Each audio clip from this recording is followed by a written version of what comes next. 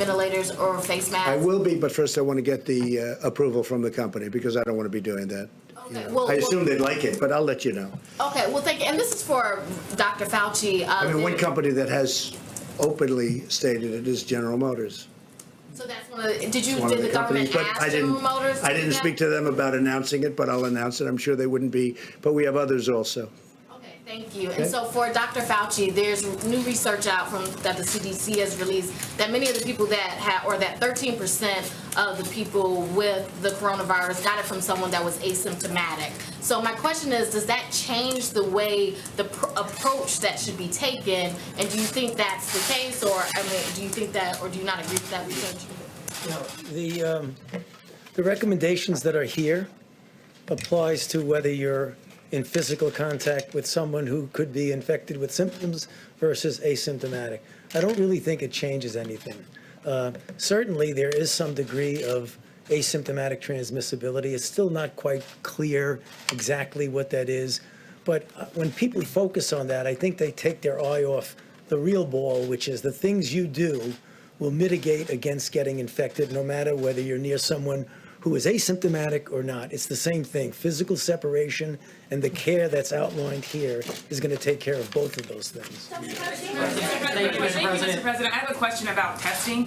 When will every American who needs a test get a test and be able to get a test? And why not have medical equipment being shipped right now to hospitals who need it? You're hearing very positive things about testing, and just so you understand, we don't want every American to go out and get a test. 350 million people. We don't want that. We want people that are that have a problem, that have a problem with they're sneezing, they're sniffling, they don't feel good, they have a temperature. There are a lot of different things. You know them better than I do. So ready? We don't need that.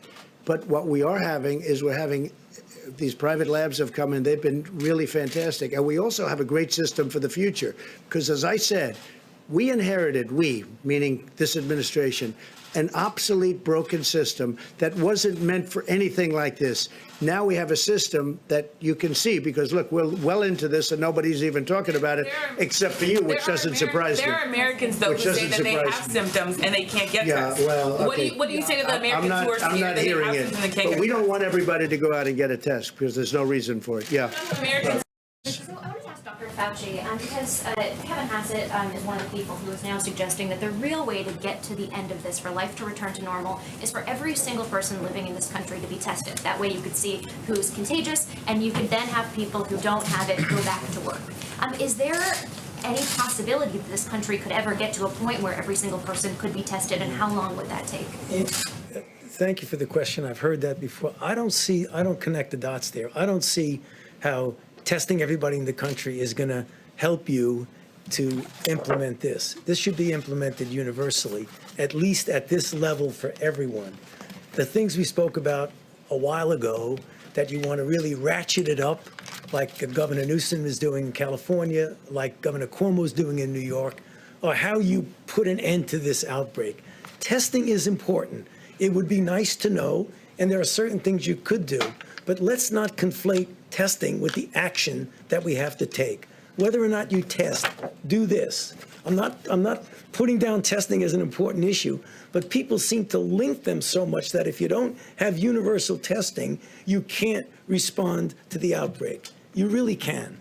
But I do think, and that's after listening to Tony and everybody else that's an expert, I do think it's important that not everybody be tested. If you feel great and if you have no symptoms whatsoever, it's just not a good thing to be doing. All right, Steve?